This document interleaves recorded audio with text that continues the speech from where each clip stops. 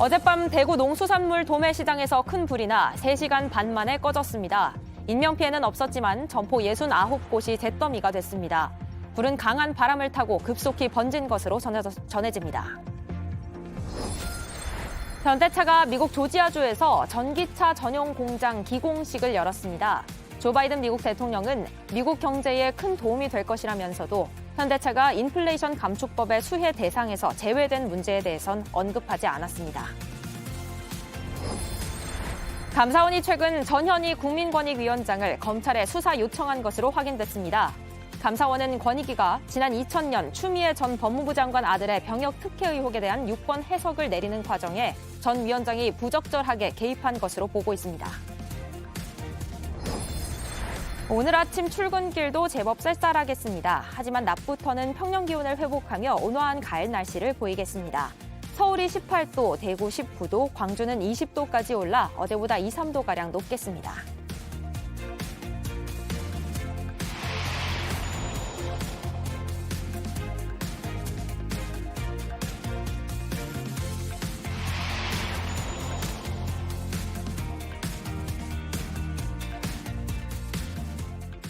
시청자 여러분 안녕하세요. 설레는 하루를 만드는 습관 아침엔입니다.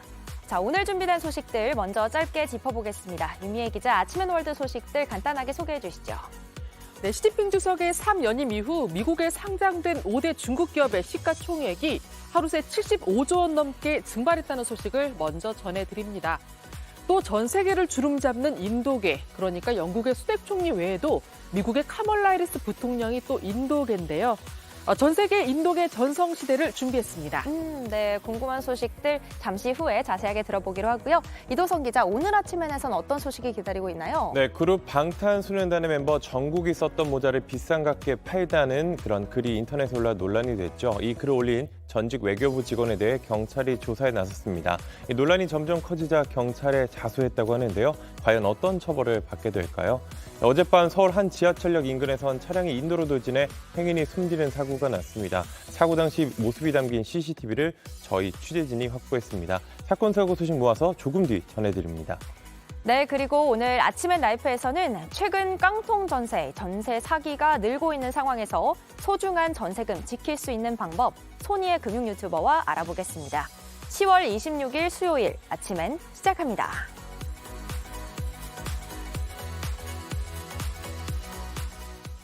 첫 소식입니다.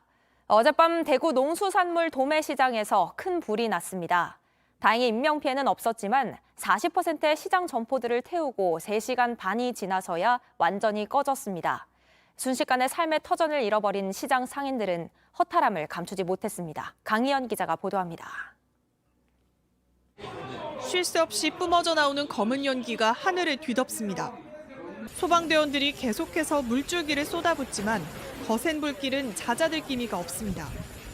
대구 매천동 농수산물 도매시장에서 불이 난 건 어제 저녁 8시 반쯤. 청과시장 동쪽 창고에서 시작된 불은 강한 바람을 타고 빠르게 번졌습니다.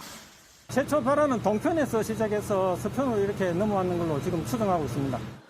소방관 200여 명이 투입된 가운데 불은 3시간 반 만인 자정쯤 완전히 꺼졌습니다. 인명피해는 없었지만 시장에 입주한 점포 152곳 가운데 약 40%인 69곳이 잿더미가 됐습니다. 천막 타고 불이 번지니까 속수무책이더라고요. 너무 빨리 번져가지고. 시장 상인들은 화재 현장을 떠나지 못했습니다. 배추와 버섯 등 팔기 위해 쌓아놓은 채소들은 숯덩이가 됐습니다. 행사장에 물건 맞춘다고 좀 사가 지어놓은 게 많아요. 먹고 맞추고 좀 좋겠네 싶으시. 화재가 발생한 건물은 샌드위치 패널 구조물로 스프링클러 등 자동 소화 장치를 갖춘 상태였습니다. 소방당국은 정확한 화재 원인을 조사하는 한편 스프링클러 등 장치가 제대로 작동했는지 확인할 계획입니다. JTBC 강연입니다. 어제 국회 본회의장은 절반 이상이 텅 비었습니다. 윤석열 대통령의 첫 시정연설을 전면 거부한 민주당 의원들이 입장하지 않고 본회의장 밖에서 시위를 벌였습니다. 윤 대통령은 연설을 통해 위기에 여야가 따로 없다고 강조했지만 비공개 자리에선 야당과 충돌하기도 했는데요. 그 어느 때보다 여야 협치가 필요한 상황에서 연대의 가능성이 점점 더 줄고 있는 모습입니다. 신예원 기자입니다. 윤석열 대통령이 639조 원 규모의 새 정부 첫 예산안을 설명하는 국회 시정연설에 나섰습니다. 2010년 이후 처음으로 정부 지출을 줄였다는 점을 강조했습니다. 재정 건전화를 추진하면서도 서민과 사회적 약자들을 더욱 두텁게 지원하는 약자 복지를 이어 예산안 처리를 위한 초당적 협력을 거듭 당부했습니다. 국회에서 법정 기한 내 예산안을 확정해서 어려운 민생에 숨통을 틔워주시고 사실상 제1야당을 향한 요청이었지만 민주당 의원들은 본회의장에 없었습니다. 대신 본회의장 바깥에서 규탄 시위를 벌였습니다. 민생이면 야당 탄압, 윤석열 정권 규탄한다! 야당이 대통령의 시정연설에 입장조차 하지 않은 건 헌정사상 처음입니다. 절반 이상이 텅 비어버린 본회의장에서 윤 대통령은 협치를 강조했습니다. 여야가 따로 있을 수 없습니다. 국회의 협력이 절실합니다. 하지만 앞서 열린 비공개 환담 자리에선 야당과 충돌했습니다. 민주당 지도부가 불참한 가운데 정의당 이은주 비대위원장이 국회를 겨냥한 비속어 논란에 대한 대통령의 사과를 요구했지만 윤 대통령은 사과할 만한 일이 없었다고 일축한 것으로 전해졌습니다. 사실상 논란의 발언 자체를 부인한 것으로 해석되자 대통령실 관계자는 기억이 불명확하다는 기존 입장은 바뀐 것이 없다고 설명했습니다.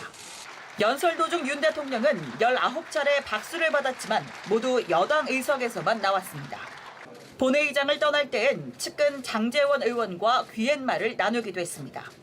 윤 대통령의 반쪽 시정연설 이후 여야의 강대강 대치는 더 심화될 걸로 보입니다. JTBC 신혜원입니다. 윤석열 대통령이 국회에 들어섰을 때 이재명 대표는 피켓을 들고 침묵 시위를 했습니다. 시정연설 전날 압수수색을 한 건 선전포고라며 야당 탄압을 중단하란 항의의 뜻을 표했습니다. 이어서 최윤경 기자입니다. 윤 대통령이 국회로 오고 있던 그때 이재명 대표는 의원총회에서 대통령을 강하게 비판합니다. 시정연설을 하루 앞두고 벌어진 이번 사태는 정상적인 정치를 거부하고 국민과 헌법 위에 군림하겠다는 선전포고입니다. 윤 대통령이 김진표 국회의장의 안내를 받으며 국회 로텐더홀을 지나가자 이 대표는 윤 대통령을 향해 피켓을 들었습니다. 민주당 의원들 한가운데 서서 시위를 이끈 겁니다. 야당 탄압, 윤석열 정권 규탄한다! 사전 환담에도 이 대표는 참석하지 않았습니다. 윤 대통령이 국회 본회의장에서 시정연설을 하던 그때 이 대표는 맞은편 예결위 회의장에서 규탄 대회를 이어갔고 대통령이 국회를 떠나자 당대표실로 복귀했습니다. 이 대표는 의원총회에서 공개 발언을 한 이후 종일 침묵했습니다. 그 측근들에 대해서 수사가 계속되고 있는데 지금 야당 탄압이라고 보시는지.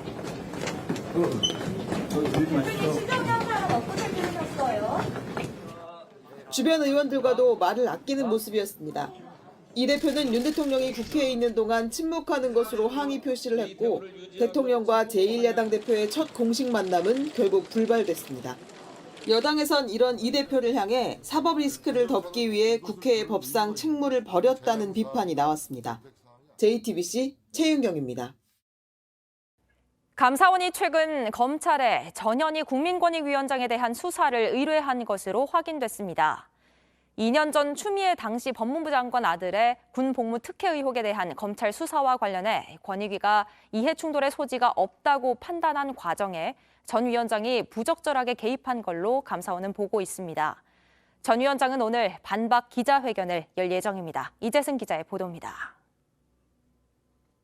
국민권익위원회는 어제 기자들에게 전현희 위원장이 오늘 오전 기자회견을 연다고 공지했습니다. 감사원이 지난 21일 자신에 대한 수사를 검찰에 요청한 것을 반박하기 위해서입니다. 감사원은 2년 전 추미애 법무부 장관 아들의 병역 특례 의혹에 대한 검찰 수사에 권익위가 이해충돌 소지가 없다는 유권 해석을 내리는 과정에 전 위원장이 부당하게 개입했다고 보고 있습니다. 당시 권익위 측은 보도자료를 내고 유권 해석은 기본적으로 국장이야 실무진이 판단한다고 해명한 바 있습니다. 이와 관련해 전 위원장도 지난 8월 자신의 소셜미디어에 적법한 권익위의 유권 해석을 감사의 중요 사유라고 한다면 명백한 정치적 탄압이라고 주장했습니다. 또 지난달에는 감사원이 부당한 표적 감사를 하고 있다며 문재인 정부에서 임명된 자신에게 사퇴를 압박하기 위한 것이라고 강조했습니다. 이례적으로 아무런 예고도 없이 감사 사유도 알려주지 않은 채 권익위원장에 대한 표적 감사에 공개적으로 돌입하였습니다. 감사원은 지난 8월부터 권익위원회에 대한 감사에 착수했고 감사 기간을 2차례 연장한 끝에 지난달 말 감사를 종료했습니다. JTBC 이재승입니다. 현대차그룹이 미국 현지에 전기자동차 전용 공장을 세우기 위한 첫 삽을 떴습니다. 당장 2025년부터 연간 30만 대의 전기차를 만들겠다는 계획입니다. 조 바이든 미국 대통령은 공장 설립이 미국 경제에 큰 도움이 될 거라고 평가하면서도 최근 논란이 된 인플레이션 감축법에 대해서는 언급하지 않았습니다. 이주찬 기자입니다. 포크레인과 불도저가 분주하게 땅을 고르고 있습니다. 미국 현지에 전기자동차 전용 공장을 세울 부지를 만드는 겁니다. 현대자동차 그룹이 현지 시간 25일 미국 조지아주 브라이언 카운티에서 전기차 전용 공장인 메타플란트 아메리카에 첫 삽을 떴습니다.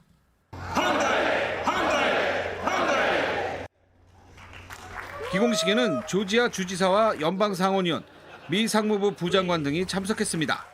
Leading up to this historic project, we just appreciate your leadership. To the entire Hyundai Motor Group team, on behalf of all Georgians, I want to say thank you for bringing even more jobs to the #1 state for business. 부지는 1,183만 제곱미터, 약 358만 평에 달합니다. 현대차는 이곳에서 2025년 상반기부터 연간 30만 대를 생산할 예정입니다. 이럴 경우 현대차 그룹은 2030년부터는 글로벌 시장에서 연간 323만 대의 전기차를 팔아 12% 수준의 시장 점유율을 이루게 됩니다. Together, we will make the new Hyundai Motor Group, made a plant America, the envy of the industry. 조 바이든 미국 대통령은 성명을 내고 공장 설립이 미국 경제를 활성화하고 궁극적으로 물가를 낮추는 데에 기여할 것이라고 밝혔습니다. 하지만 바이든 대통령은 한국 자동차 기업이 미국 인플레이션 감축법의 전기차 보조금 수혜 대상에서 제외돼 논란이 되고 있는 부분에 대해서는 언급하지 않았습니다. JTBC 이주찬입니다. 시진핑 중국 국가주석의 3기 출범 소식에 중국 주요 기업들의 주가가 일제히 폭락했습니다. 특히 미국에 상장된 5대 중국 기업의 시가총액이 하루 만에 75조 원 넘게 증발했다고 하는데요. 아침엔 월드 유미애 기자에게 자세한 이야기 들어보겠습니다. 네, 유 기자, 이 시 주석의 연임이 글로벌 주식시장에도 큰 리스크로 작용하는 모습이에요. 네, 현지 시간 24일 월스트리트저널의 보도 먼저 보시겠습니다. 예. 시진핑 측근 그룹으로 채워진 당 대회 이후 중국 기업의 주가가 폭락했다는 제목의 기사에서 이를 자세히 다뤘는데요. 특히 미국에 상장된 5대 중국 기업의 시가총액이 하루 만에 520억 달러 이상, 우리 돈으로 약 75조 원 이상이 사라졌다고 전했습니다. 네, 5대 기업이 이 정도고 미국에 상장된 65개 중국 기업을 다 합치면 하루 새에 105조 원이나 증발했습니다. 네. 네, 위안화도 15년 만에 최저 수준으로 떨어지면서 우리 원달러 환율도 장중 연고점을 경신하는 등 영향을 받는 모습입니다. 네, 이런 가운데 영국 파이낸셜 타임스는 중국 부유층이 시진핑 3기 등장 이후 중국을 탈출하고 있다고 전하기도 했습니다. 네, 경제적인 타격도 그렇고 지금 시 주석의 사면임 확정 이후에 장기 집권에 반대하는 공개 시위까지 벌어진 상황이죠. 네, 소셜미디어를 통해서 그런 영상이 확산하고 있는데요. 예. 지난 23일 저녁 상하이 도심에서입니다. 여성 2명이 시진핑 연임에 반대하는 문구가 적힌 현수막을 들고 거리를 행진하는 영상이 소셜미디어를 통해 빠르게 퍼지고 있습니다. 강력한 사회 통제가 이루어지는 중국에서 공개적인 시위를 벌인 건 이례적인 일입니다. 신변에 위협이 있거나 한 건 아닌지 좀 우려스럽기도 하고요. 다음 소식으로 넘어가 보겠습니다. 저희가 어제 인도 혈통의 리시 수넥이 영국의 새 총리가 됐다는 소식을 전해드렸었는데 전 세계 정재계에서 두각을 나타내고 있는 인도 출신 인사들 그 면면이 또 화제가 되고 있다고요? 네, 최근 전 세계에서 인도계가 쥐락펴락하고 있다고 해도 과언이 아닐 정도입니다. 일단 영국과 미국 정치권 최상부에 인도계가 자리하고 있는데요. 네, 영국에 순핵 총리가 있다면 미국에는 카멀라 해리스 부통령이 있습니다. 네, 해리스 부통령의 경우 아버지는 자메이카 이민자고 어머니가 인도계인데요. 네, 그래서 해리스 부통령이 취임했을 때 외가 고향인 인도 남부 타밀나두주의 시골 마을에서는 폭죽이 터지는 등 축제 분위기였다고 합니다. 네, 글로벌 기업에서도 인도계 출신들이 최고 경영자로 포진해 있는데요. 마이크로소프트의 최고 경영자, 구글 CEO도 인도계입니다. 아, 그렇군요. 네, 소셜미디어 기업인 트위터 CEO, 또 IT 기업인 IBM의 CEO, 스타벅스 CEO, 프랑스 명품 브랜드 샤넬 글로벌 CEO도 다 인도계입니다. 시간상 다 열거하진 못하지만 포르투갈의 총리도 인도계 등 정말 많습니다. 와, 방금 언급한 그 기업들 정말 세계를 주름잡는 기업들인데 그 CEO들이 이렇게 많은 사람들이 인도계인 거를 모르고 있었습니다. 정말 인도계 전성시대라는 말이 과언이 아닌 것 같아요. 네, 마지막으로 전해줄 소식은 뭘까요? 네, 미국 서부의 유명 관광지죠. 그랜드 캐니언 동굴에서 엘리베이터가 고장이 났습니다. 관광객 5명이 지난 23일부터 고립돼 있다고 미국 CNN이 보도했는데요. 네, 엘리베이터의 기계적 결함으로 보인다고 하는데 언제 수리가 완료될지 알 수 없는 상황이라고 합니다. 다행인 건 지하 동굴에 마련된 고급 모텔과 식당이 있었다고 하는데요. 네, 관광객들은 이곳에서 숙식을 해결하고 있고 다 무사하다고 합니다. 지하 모텔은 벽이 없이 개방된 형태로 퀸 사이즈 침대와 TV, 냉장고 등을 갖추고 있는데요. 네, 그런데 이 숙소 2인 1박에 우리 돈으로 143만 원이나 될 정도로 비싸다고 합니다. 설마 그 고립된 관광객들한테 이 비싼 숙박비를 청구하는 건 아니겠죠? 네. 모르겠어요. 네, 어떻게 될지. 청구를 하지 않을 것 같긴 한데 네, 아무튼 동굴에서 일단 답답할 테니까 얼른 빨리 나오는 게 중요할 것 같습니다. 지금까지 유미애 기자였습니다. 윤석열 대통령이 사면임이 확정된 시진핑 중국 국가주석에게 축하 서한을 보냈습니다. 대통령실은 지난 24일 20차 중국 당대회와 관련해 시진핑 주석 앞으로 윤 대통령 명의의 축하 서한을 보냈다고 밝혔습니다. 서한에는 한중 관계 발전을 위한 시 주석과의 소통과 협력을 기대한다는 내용 등이 포함된 걸로 알려졌습니다. 한편 대통령실 발표에 앞서 중국 관영 CCTV가 어제 저녁 시 주석이 각국 요인들의 축하 서한을 받았다는 내용을 먼저 보도했는데 이 중 윤 대통령의 메시지를 가장 먼저 언급했습니다. 미국의 한 고등학교에서 또다시 총기 사건이 발생했습니다. 가장 안전해야 할 학교에서 총기 난사가 빈번해지면서 총기를 규제하자는 목소리가 나오지만 쉽게 바뀌진 않을 것 같습니다. 로스앤젤레스에서 홍희정 특파원이 보도합니다. 미국 미주리주의 한 예술고등학교 앞입니다. 학생들이 건물 밖에서 불안에 떠는 모습입니다. 놀란 학부모들은 황급히 학교로 뛰어갑니다. 현지 시간 24일 오전 9시쯤 학생들이 한창 수업할 시간에 총기 난사가 벌어졌습니다. We see students covered in blood. I see a lot of kids. It was kids crying everywhere. 학생과 교사가 목숨을 잃었고 최소 7명이 부상을 당했습니다. 용의자는 지난해 이 학교를 졸업한 남성으로 경찰과 총격전을 벌이다 현장에서 사망했습니다. 범행 동기는 아직 밝혀지지 않았습니다. 지역 사회는 충격에 빠졌습니다. Such a devastating and traumatic situation breaks my heart. Our children shouldn't have to experience this. 미국에선 지난 5월 텍사스주 한 초등학교에서 벌어진 총기 난사로 학생 21명이 목숨을 잃은 뒤 총기 규제 목소리가 커졌습니다. 백악관은 총기 규제가 필요하다고 다시 강조했습니다. Countless other shootings in communities across the country. We need additional action to stop the scourge of gun violence. 하지만 총기 단체들의 반발이 워낙 심해 이번에도 흐지부지 될 거란 전망이 나옵니다.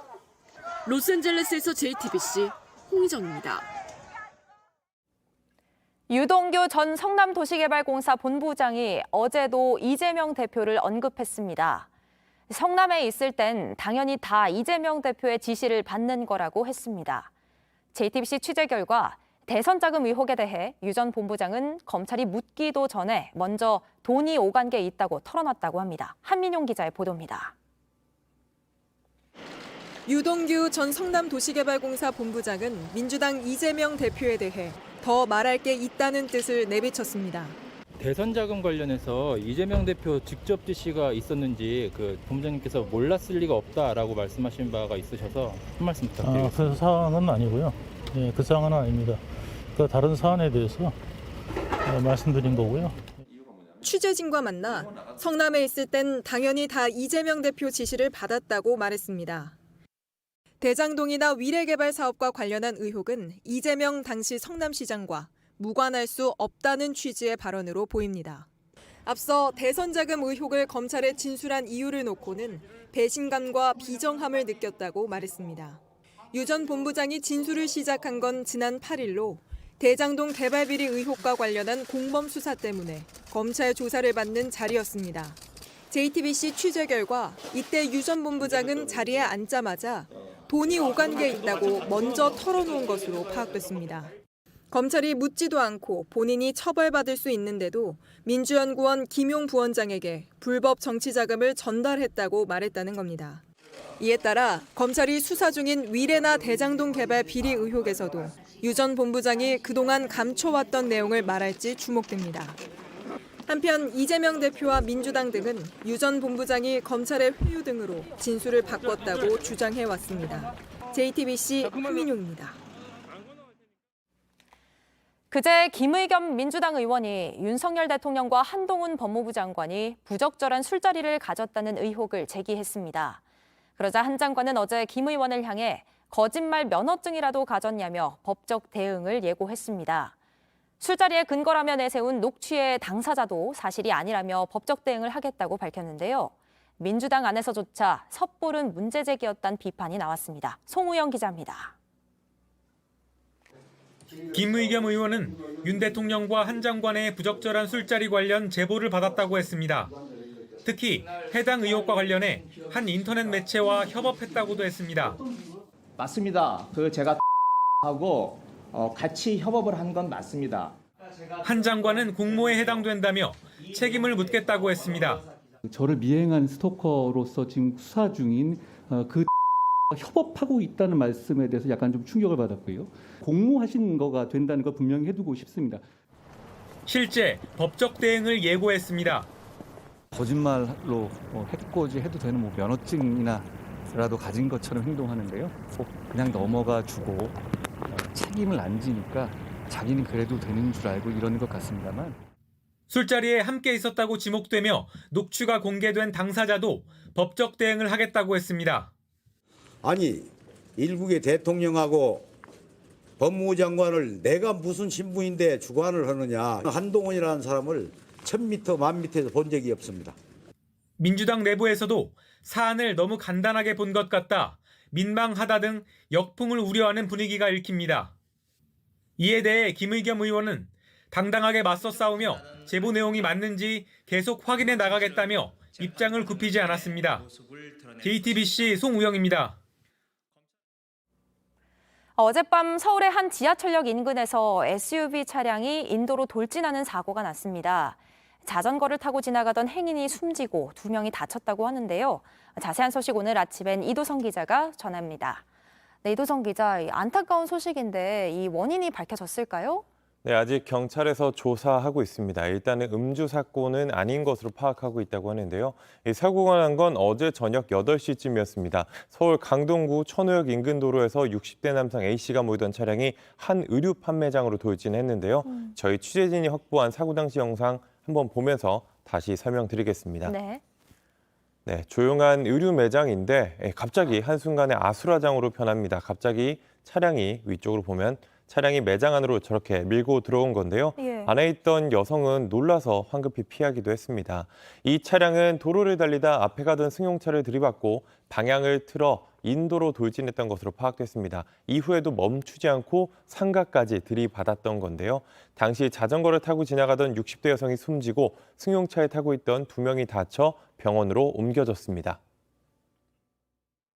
차가 어떻게 저기 들어와. 사람이 깔렸다는 거예요, 아줌마가. 자전거 타던 아줌마가. 믿기지 않았어. 나는 그냥 어떻게 이게 말이 안 되잖아. 운전자는 차량 급발진을 주장하고 있다고 하는데요. 경찰이 정확한 사고 경위를 조사하고 있습니다. 네, 안타까운 사고 소식이었습니다. 다음 소식으로 넘어가 볼 텐데요. 그룹 방탄소년단 BTS 정국이 썼던 모자를 중고거래 사이트에 올렸던 글을 올렸던 사람에 대한 소식을 저희가 이전에도 전해드린 바가 있는데 그 경찰이 조사에 나섰다고요? 네, 흔히 내사라고 하죠. 이 입건 전 조사에 나섰다라고 하는데요. 이 정식 수사에 들어가기 전에 사실관계는 어떤지, 어떤 혐의를 적용할 수 있는지 알아보는 단계라고 보면 됩니다. 이 문제의 모자를 판다는 글은 지난 17일 한 중고거래 사이트에 올랐습니다. 자신을 외교부 직원이라고 밝힌 판매자는 정국이 외교부에 방문했다가 놓고 간 모자를 1,000만 원에 팔겠다며 신분증 사진까지 인증했습니다. 이 분실물 신고 6개월이 지나 소유권을 얻었다고도 했지만 실제 외교부와 경찰에는 관련 신고가 들어오지 않은 것으로 확인돼서 논란이 점점 커졌습니다. 네. 사실로 확인될 경우는 관련 규정에 따라서 엄정하게 처리할 예정입니다. 네, 그런데 글을 올린 사람이 지난 18일 한 파출소를 찾아 자수했던 것으로 뒤늦게 드러났습니다. 해당 모자도 제출했다고 하는데요. 외교부에서 계약직 신분으로 근무했던 전직 직원으로 알려졌습니다. 이 사건을 맡게 된 서울 서초경찰서는 소속사 등을 통해 이 모자가 실제 정국이 착용했던 것인지 확인한 뒤에 점유이탈물 횡령 혐의를 적용할 방침입니다. 또 만약 이 사람이 유실물을 관리하는 업무를 하면서 모자를 챙겼다면 업무상 횡령 혐의, 실제 정국의 모자가 아닌데도 판매하려고 했다면 사기 미수 혐의도 적용이 가능합니다. 네, 어디까지 적용이 될지 지켜봐야겠습니다. 마지막 소식인데요. 10월 25일 어제는 독도의 날이었습니다. 이 독도의 날을 맞아서 이 아이폰을 만드는 애플에 독도 표기 제대로 해달라 이렇게 항의를 보낸 사람이 있다고 하는데 누가 누구에게 보낸 건가요? 네, 서경덕 성신여대 교수가 애플의 최고 경영자인 팀 쿡에게 보냈다라고 밝혔습니다. 미국 등 22개국의 아이폰 지도에 독도 표기가 이루어지지 않았다는 이유에서인데요. 우리나라에서 검색을 하면 영어로 DOKDO, 독도라고 나오지만 일본에서는 일본명으로 다케시마 이렇게 나온다고 했습니다. 다른 나라 아이폰 지도에서는 DOKDO, 독도가 검색되지 않는다고도 지적했는데요.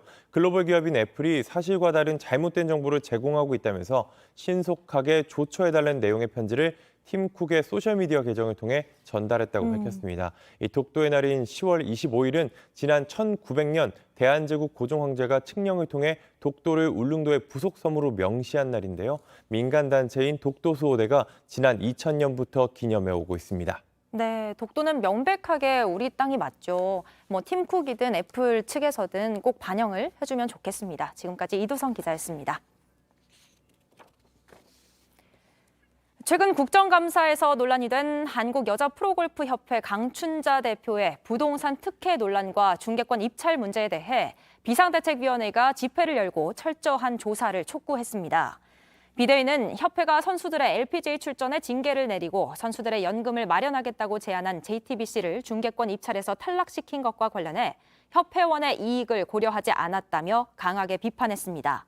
KLPGA는 이 같은 논란으로 최근 문체부의 사무검사 대상에 오른 바 있습니다. 내년 2월부터 서울시 택시 기본요금이 4,800원으로 지금보다 1,000원 오릅니다. 또 기본거리도 조금 줄어드는데요. 서울시가 어제 확정한 택시요금 인상안 백희연 기자가 자세하게 전해드립니다. 내년 2월부터 서울시 택시 기본요금은 3,800원에서 4,800원으로 1,000원 오릅니다. 원래 2km던 기본거리도 1.6km로 단축됩니다. 심야할증 적용 시간은 오는 12월부터 자정에서 밤 10시로 2시간 앞당겨집니다. 최고 할증률도 20%에서 40%로 확대됩니다. 택시를 찾는 사람이 많은 시간대인 밤 11시부터 새벽 2시 사이 요금은 12월부터는 5,300원, 내년 2월부터는 6,700원이 됩니다. 택시 요금 인상은 2019년 2월 이후 4년 만입니다. 코로나 이후 운전대를 놓은 택시 기사들이 많기 때문인데 현장에선 아직 갈 길이 멀다는 이야기도 나옵니다.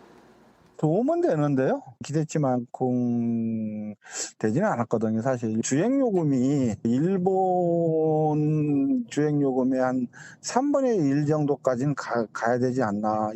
하지만 심야 택시를 부를 때 내야 하는 호출 요금까지 더해지면 승객 부담도 만만치는 않습니다. 다음 달 초부터 수도권에서 밤 10시부터 새벽 3시 사이 택시를 잡을 때 호출료는 최대 5,000원이 붙습니다. JTBC 백희연입니다.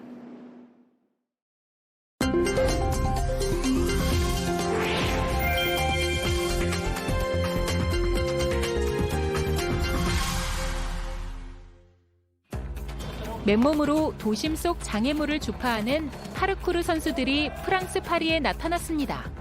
그런데 상점 외벽을 타고 뛰어오르더니 간판에 불을 꺼버리는데요. 2년 전부터 이들은 여러 도시를 돌면서 빛 공해와 에너지 낭비에 반대하는 활동을 펼치고 있습니다. 특히 파리의 상점가는 밤중에도 창가에 불을 켜두는 곳이 유독 많아 주 활동 무대로 삼고 있다는데요. 유럽 전역의 겨울 에너지 위기를 앞두고 전력 소비를 대폭 줄여야 하는 상황 속에서 이들의 역동적인 절전운동이 호응을 얻고 있습니다. 아르헨티나 부에노스아이레스에 지난 2020년 심장마비로 세상을 떠난 축구 영웅 디에고 마라도나가 등장했습니다.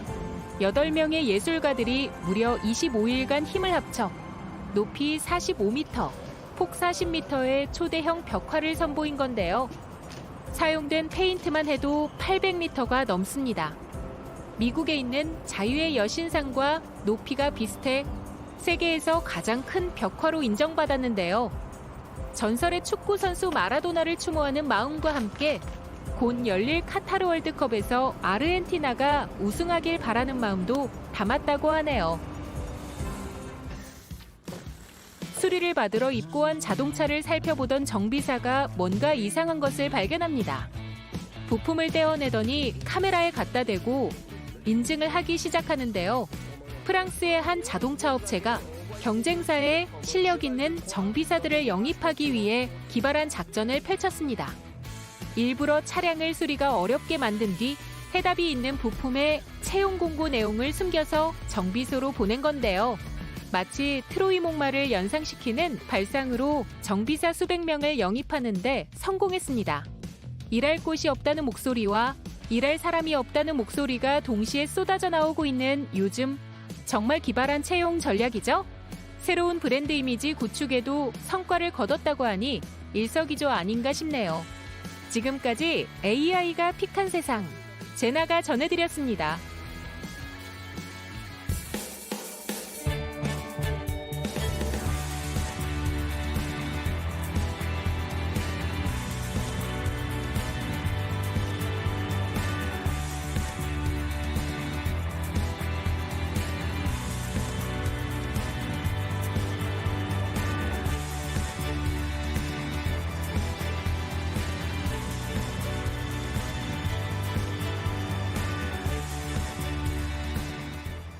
최근 금리 인상으로 집값이 떨어지고 전세 시장도 침체에 빠지면서 세입자에게 보증금을 돌려주지 못하는 이른바 깡통 전세가 늘고 있습니다. 심지어 공인중개사까지 가담해서 전세 사기를 벌인 사례도 속출하고 있는데요. 내 전세 보증금 지키는 법, 오늘 손희애 금융 유튜버와 꼼꼼하게 알아보겠습니다. 어서 오세요. 안녕하세요. 네, 요새는 뭐 금리가 높아지긴 했지만 예전에는 월세보다 뭐 전세 대출 금리가 더 쌌기 때문에 전세를 선호하는 분들이 많았었잖아요. 네. 요즘은 이 깡통 전세로 보증금을 돌려받지 못하는 사례가 많다 보니까 전세 두렵다 이렇게 말씀하시는 분들 많더라고요. 왜 이렇게 늘어난 걸까요? 일단 깡통 전세가 뭔지 한번 짚어보겠습니다. 이 깡통 전세는 집주인의 주택담보대출 그리고 세입자의 전세 보증금의 합이 집값의 80%를 넘었을 때 깡통 전세라고 얘기를 하는데요. 예를 들어서 5억 원짜리 집에서 1억 원이 주택담보대출이고 4억 원이 전세 보증금이라면 이건 깡통 전세라고 얘기를 할 수가 있는 거죠. 네. 따지고 보면 거의 다 빚으로 이루어진 집이기 때문에 깡통처럼 알맹이가 텅텅 비었다라고 해서 이렇게 깡통 전세라고 부르는 거고요. 이런 매물들이 많이 늘어난 건 우리가 집값 상승기가 있었죠. 네. 이때 갭 투자 물건들이 많았기 때문입니다. 이 갭 투자라는 거는 우리가 우리의 집값이랑 전세 보증금의 차이가 적게 나는 집을 매매를 해서 이걸 나중에 집값이 올랐을 때 팔고 시세 차익을 남기는 걸 얘기를 하는 건데요. 근데 오히려 요즘에는 부동산의 가격이 내려가는 추세잖아요. 네. 그래서 집주인들이 전세 보증금을 내주지 못하는 상황들이 발생을 하고 있고 올 9월 기준으로는 이 세입자들이 보증금을 돌려받지 못한 금액만 따지더라도 6,466억 원, 사상 최대치라고 합니다. 네. 특히나 빌라나 또 신축 빌라 혹은 오피스텔에 이런 깡통 전세 혹은 전세 사기가 많다고 하더라고요. 네, 맞습니다. 이 주택 유형별로 따져보면은 아파트보다는 빌라 그리고 오피스텔에서 이런 전세 사기가 많은데요. 네. 빌라 같은 경우에는 준공 후에 우리가 분양을 하기 때문에 실거래를 파악하는 게 굉장히 어렵습니다. 네네. 그리고 신축 오피스텔 같은 경우에는 주택의 감정평가를 하는 걸 민간업체에 맡기는 걸 바탕으로 이 주택의 가치를 평가하기 때문에 비리가 만연한 경우가 꽤 많고요. 이걸 노리고 분양사무소 그리고 빌라업자, 중개업소가 짜고 치면서 이 전세금을 떼어먹는 사기들이 많이 발생을 하게 되는 거고요. 네. 무엇보다도 사회초년생이랑 신혼부부를 노리는 경우가 꽤 많습니다. 그렇군요. 빌라나 오피스텔 전세 계약하시는 세입자분들 특히 더 조심을 하셔야 될 것 같습니다. 그럼 내가 계약하려고 하는 이 집이 깡통 전세인지 아닌지 확인할 수 있는 방법은 없을까요? 일단 우리가 안전하다라고 얘기할 수 있는 전세금의 비율은 매매가 대비 60% 정도라고 얘기를 할 수 있는데요. 이걸 확인할 수 있는 가장 좋은 거 바로 등기부 등본입니다. 네. 근데 보통은 등기부 등본 나도 확인했는데? 라고 생각하시지만 이 중개업소에서 보여주는 것 외에 본인이 떼보는 것도 굉장히 중요합니다. 내용이 달라요? 네, 다르다기보다는 혹시나 만약에 이 빌라업자와 짜고 치는 사기를 치려는 중개업소라면 이 등기부 등본의 페이지가 빠져 있을 수도 있고요. 네. 그리고 오늘 발급한 게 아닐 수도 있습니다. 그래서 확인하시는 게 중요하고요. 뿐만 아니라 계약서 작성하실 때 신분증 체크를 꼭 하셔야 되는데 보통은 임대차 계약하기 전에 신분증 확인하는 거 중요하다고 하더라라고 네. 하셔가지고 혹시 신분증 받을 수 있을까요? 확인하시지만 신분증이군 이렇게 쳐다보시는 경우가 굉장히 많으세요. 근데 확인하셔야 되는 건 계약서에 있는 이름과 주민등록번호와 일치를 하는지 그리고 신분증 자체가 정말 진위 확인을 통해서 진짜인지를 확인을 하셔야 되는데요. 진위 확인할 수 있는 방법을 간단하게 알려드리면 네. 국번 없이 1382번 누르셔서 ARS 따라 하셔도 되고요. 정부 24에 들어가셔서 주민등록번호 넣으시고 그리고 발급일자 넣으시면은 간단하게 이 신분증이 진짜인지 아닌지를 확인하실 수 있고 운전면허증도 마찬가지로 정부 24 확인하시면 되겠습니다. 네. 그리고 마지막으로 한 가지 더 알려드린다면 계약하고 이사한 뒤에 바로 전입신고와 확정일자를 받으시는 게 굉장히 좋습니다. 우리가 주택임대차 보호법 상으로 임차인이 전입신고를 하고 확정일자를 받게 되면 최우선 변제와 우선 변제를 받게 되는데요. 그런데 사실 이사한 뒤에 정신이 없다라는 이유만으로 이 전입신고와 확정일자 차일피일 미루시는 경우가 꽤 많거든요. 네, 이럴 때는 고작 이 며칠 사이에 다른 저당이나 근저당이 잡히게 되면 최악의 상황에서는 우리가 이 임차 보증금, 전세 보증금을 전부 다 변제받지 못하는 상황이 생길 수도 있습니다. 사실 저도 사회초년생인데 아직도 이렇게 처음 사회에 막 나왔을 때 많이 알아봤었거든요. 그때 간과했던 부분들이 되게 많네요. 이렇게 네. 들어보니까 꼭 기억을 해주시기 바라고요. 그럼 깡통 전세 같이 전세 사기를 대비할 수 있는 대비책은 또 없을까요? 사실 전세보증보험이 가장 대표적인 대비책이라고 볼 수 있겠고요. 유형은 크게 두 가지입니다. 우리가 전세보증금 반환보증이 첫 번째 유형인데요.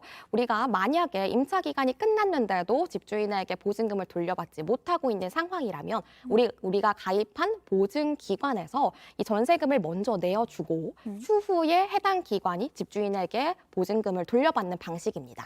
그리고 두 번째 유형은 전세 대출금 상환 보증인데요. 이 전세 보증금을 100% 내 돈으로 하는 경우도 있겠지만 대부분의 분들이 대출을 받으시잖아요. 그렇죠. 은행의 힘을 빌리죠. 그런데 이게 더 큰 문제인 게 상환을 하지 못하면 신용 점수 등 여러 가지 문제가 발생하기 때문에 더 큰 문제가 됩니다. 그래서 이것 역시 기관에서 먼저 대출금을 상환할 수 있도록 돈을 내어주고 추후에 우리가 급한 불을 끌 수 있기 때문에 가장 좋은 방법이라고 볼 수 있겠죠. 그렇군요. 이런 보험들은 어디서 가입하면 될까요? 네, 주택도시보증공사와 서울보증보험이 가장 대표적인 기관입니다. 그렇군요. 네, 알겠습니다. 내 소중한 전세금 어떻게 하면 지킬 수 있는지 오늘 손희의 금융 유튜버와 알아봤습니다. 잘 들었습니다. 감사합니다.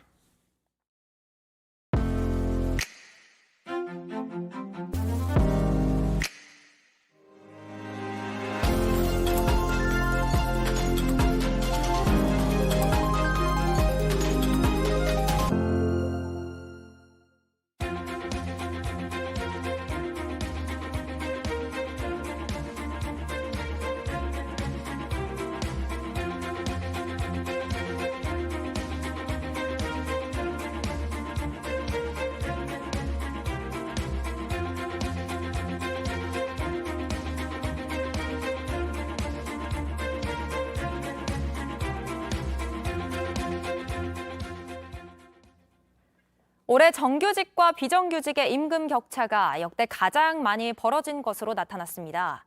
통계청에 따르면 올해 6월부터 8월 정규직 근로자 임금은 월 평균 348만 원으로 1년 전보다 14만 원가량 늘어났습니다. 반면 비정규직 근로자의 임금은 188만 1,000원으로 11만 원가량만 늘어 정규직보다 160만 원 적었습니다. 껑충 뛰는 금리에 주택거래에 이어 토지거래도 얼어붙고 있습니다. 올 3분기 전국 땅값이 2분기보다 0.78% 올라 지가 상승폭이 5년 6개월 만에 가장 낮았고 거래량은 9년 만에 가장 낮은 수준을 보였습니다. 전국 토지 거래량 2분기보다 26% 줄었는데 지역별로는 인천이 40%, 광주 37%, 세종이 35% 줄어 상대적으로 감소폭이 컸습니다. 쌀쌀한 아침과 달리 낮부터는 평년 기온을 회복하며 온화한 가을 날씨를 보이겠습니다. 낮 최고 기온은 서울 18도, 대구 19도, 광주 20도 등으로 어제보다 2, 3도 높겠습니다. 동해안에선 너울에 의한 높은 물결이 백사장에 강하게 밀려들거나 방파제를 넘는 곳도 있어서 주의가 필요합니다. 저희가 준비한 소식들 여기까지입니다. 오늘도 함께해 주신 여러분 고맙습니다. 아침엔 JTBC.